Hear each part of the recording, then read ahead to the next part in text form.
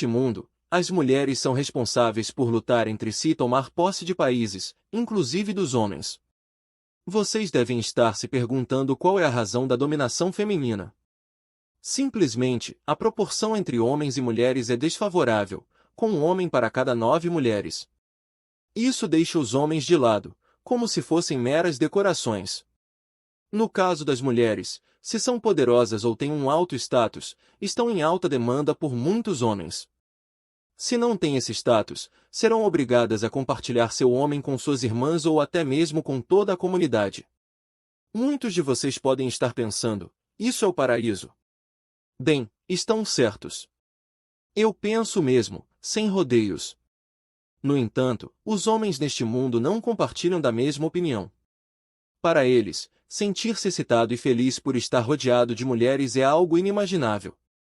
Há um caso normal, que é o nosso protagonista, que renasceu nesse mundo, vindo do Japão. Isso torna impossível para ele não reagir diante de uma mulher, como veremos nessa história aqui. O protagonista está muito nervoso, pois está em uma audiência com a rainha. Mesmo após 2 anos desde que assumiu o feudo, não conseguiu se acostumar. Qual é a razão de seu nervosismo? A segunda princesa, da qual o protagonista é conselheiro, a princesa pede sua opinião. No entanto, o protagonista não consegue pensar em nada. Por que ele não consegue pensar em nada, vocês se perguntarão. Bem, a razão é a rainha Lancelot, uma mulher de coração frio e rosto de ferro, com 32 anos e 2 filhas. Então, o que está passando na cabeça do protagonista? Embora tenha uma expressão séria, por dentro está sofrendo, pois seu membro dói. A princesa está confusa, pois o protagonista não diz nada. A rainha, notando algo, pergunta se ele está insatisfeito e esclarece que se tiver alguma dúvida, deve expressá-la. Neste mundo onde os homens excitam mais dificilmente, o protagonista se destaca, já que esse estrangeiro de nosso mundo pensa diferente. No entanto, há um grande problema: se as pessoas perceberem isso, o protagonista será considerado um grande depravado. Então, qual era a solução do protagonista para evitar isso? Bem, muito fácil.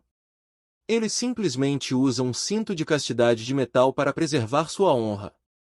Na verdade, sinto muita pena pelo protagonista. Imaginem-se em um mundo assim, incapaz de desfrutar porque seriam rotulados como loucos ou estranhos. Mas respeito o protagonista, que prefere sua honra em vez do prazer passageiro. Ele está preocupado, pois ver a rainha o estimula muito. Ele é virgem nesta vida e também foi na anterior. Ele questiona a rainha, pois não há motivo para que apenas ele e seu guarda estejam presentes na primeira batalha da princesa.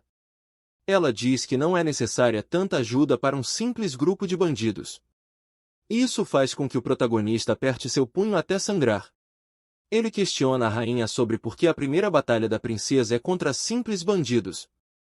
Provavelmente, vocês pensarão que o protagonista está muito irritado com a rainha, pois ela subestimou a princesa e todas essas coisas. Bem, não. A verdade é que ao protagonista lhe dói o jubileu.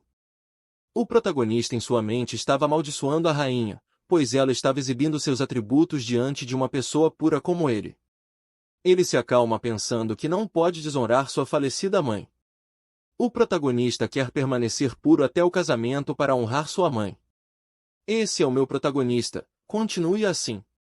Mas para poder preservar sua pureza, ele precisa passar por este calvário, já que a esse passo seu amiguinho explodirá, pelo menos um deles o fará.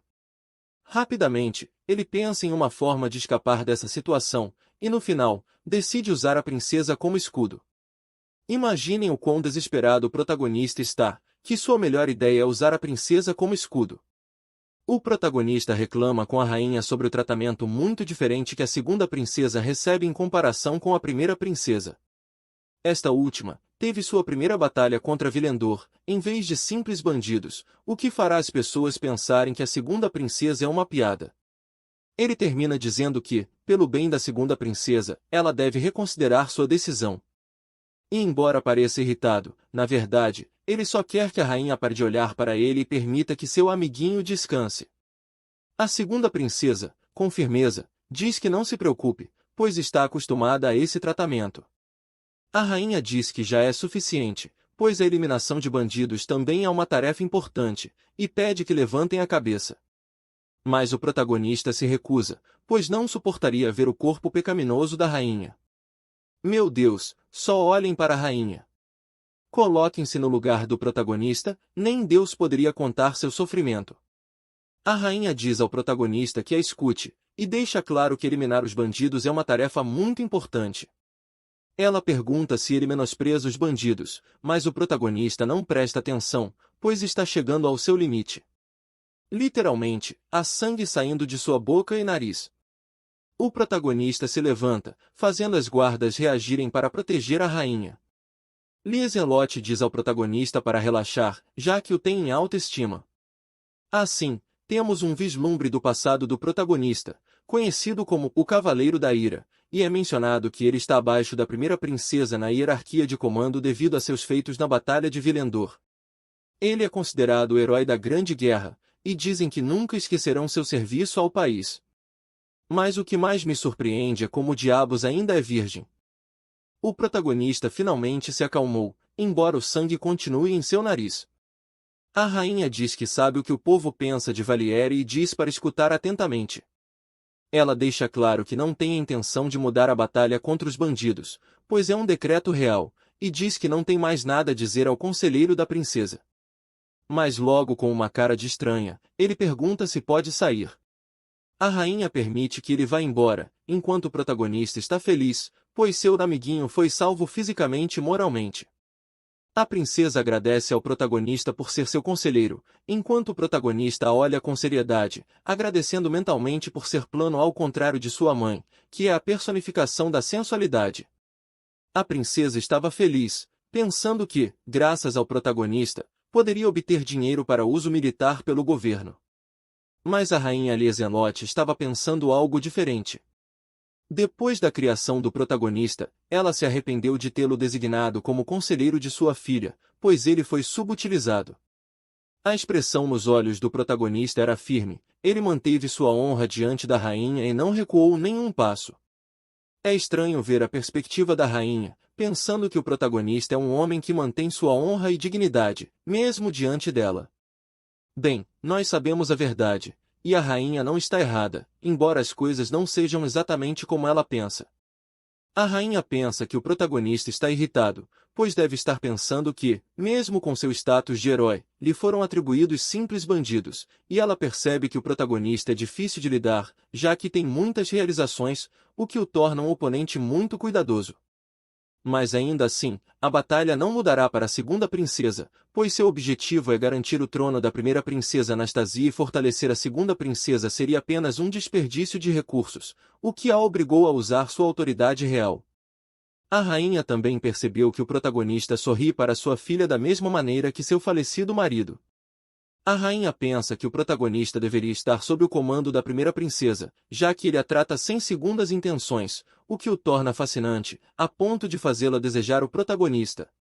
A rainha se pergunta se o protagonista era amado por todos, como era seu falecido esposo, e se suas filhas se interessarão pelo protagonista da mesma forma que ela. Que inveja, digo, pobre protagonista, será difícil para ele manter sua castidade, principalmente por causa da primeira princesa, que tem um afeto anormal pelo protagonista e está irritada por ele escolher a segunda princesa em vez dela. E ela é tão perigosa que até a rainha tem medo de interferir. A rainha está preocupada, pois a primeira princesa é conhecida por seu extenso histórico de guerra, ao contrário da segunda princesa, que é uma garota comum e gentil. Para complicar ainda mais, a conselheira de Anastasia é Astarte, a terceira duquesa exterminadora, e até mesmo, é alguém que desafia o protagonista. A rainha pensa que quando as princesas lutarem pelo trono, não haverá misericórdia, e até que uma das duas vá com Deus, a luta não terminará. E, ao contrário de Anastasia e Astarte, que são gênios, Valieri é comum e sempre teve medo de sua irmã, o que preocupa a rainha. Para evitar conflitos entre as princesas, a rainha planeja separar o protagonista e Valieri antes que seu vínculo se fortaleça mais. A rainha, a fim de acalmar os ânimos da primeira princesa Anastasia, diz a Valieri que se falhar na missão dos bandidos, o protagonista não será mais seu conselheiro, e ele estará sob as ordens de Anastasia. Mas, apesar de dizer isso, a rainha sabe que o protagonista é imparável. Valieri está em pânico, pois a situação se tornou um grande problema, e ela admite que é apenas a substituta de sua irmã, mas não pode acreditar que até ela pode perder o protagonista. Com lágrimas nos olhos, ela admite que sabia que isso poderia acontecer, mas se nega a aceita, pois ela encontrou primeiro o protagonista. Temos um flashback de 2 anos, onde vemos a segunda princesa de 12 anos falando com o protagonista de 19, que é seu conselheiro. Espera, como assim o protagonista tem 21 anos agora? Eu pensei que ele tinha uns 30, mas bem, sigamos assim. O protagonista olha para a princesa e suspira. A princesa, irritada, reclama de sua atitude e diz que está dando a ele a oportunidade de ser seu conselheiro. O protagonista responde calmamente e diz que não há benefício para ele. A princesa quebra a cabeça e finalmente encontra uma resposta. Ela diz que sabe que ele quer uma audiência com sua mãe, então ela aceita, talvez isso possa ser ainda esta semana. O protagonista ri e diz que isso parece bom. Vendo que ele não estava convencido, a princesa oferece dinheiro. O protagonista diz que não foi uma boa oferta. A princesa decide oferecer mais e diz que o deixará escolher a expedição militar para o cumprimento. E antes que ela pudesse oferecer mais, o protagonista a interrompe e pergunta por que diabos alguém tão feio e grande como ele seria querido. Ela responde com um sorriso e diz que, se participasse de um torneio, ele seria o mais forte de todos. O protagonista fica perplexo, mas simplesmente responde que não sabe, já que não pode participar desse tipo de torneio, pois é homem. A segunda princesa responde com um sorriso e diz que é melhor se darem bem, já que ambos são pessoas que não podem chegar a ser os melhores. O protagonista, com um sorriso no rosto, diz que isso soa bem e aceita ser seu conselheiro, procedendo a beijar-lhe a mão para selar o acordo. Voltamos ao presente e vemos a princesa dizendo com convicção que a única coisa que não quer é que tirem o Fausto dela, ou seja o protagonista. Nosso protagonista está pensando em como as coisas têm sido ruins desde que se tornou conselheiro da princesa. As guerras não param, além das audiências com a rainha, que fazem suas partes íntimas sofrerem, sem contar o problema atual dos bandidos, o que o faz lamentar essa decisão. Um par de garotos vestidos como meninas o observam, falando sobre o quão musculoso ele é, algo completamente estranho neste mundo. Os garotos o criticam com comentários ofensivos. Estranhamente, a beleza neste mundo é guiada pela compleição dos homens. Os magros e pequenos são considerados fofos, enquanto os robustos e musculosos são vistos como uma aberração, algo completamente horrível para a sociedade. O protagonista já está cansado de tudo ao seu redor, sendo insultado, tendo que lidar com a rainha sexy e suportar a dor nas partes. Ele só está esperando pelo dia em que possa se casar e viver em um lugar tranquilo. Mas vamos aprender um pouco mais sobre o passado do protagonista. Fausto é reencarnado, mas não apareceu aqui como adulto, ele cresceu desde pequeno. Nasceu de uma mulher realmente estranha, cujo marido morreu logo após seu nascimento. Sua família toda dizia para ela arranjar outro marido, mas ela nunca o fez, pois amava e respeitava seu falecido esposo. Apesar da pressão familiar, que queriam uma sucessora para a família, pois relembrando, nesse mundo as mulheres são as dominantes, nesse mundo, ser um homem era o pior que se poderia ser. Mesmo assim, ela decidiu treinar seu único filho, Fausto, com ensinamentos e técnicas de luta exclusivas para mulheres, tornando sua infância bastante difícil. Ele teve que se adaptar a este novo mundo, treinando e estudando quase todos os dias. Essa era sua rotina matinal diária. Fausto, apesar de tudo, não estava ciente da diferença entre homens e mulheres, porque sua mãe nunca quis falar sobre isso. Obviamente, mais cedo ou mais tarde, ele teria que descobrir. Decidiu deixar sua cidade para se tornar um lutador, percebendo que era o único rapaz lutador neste mundo.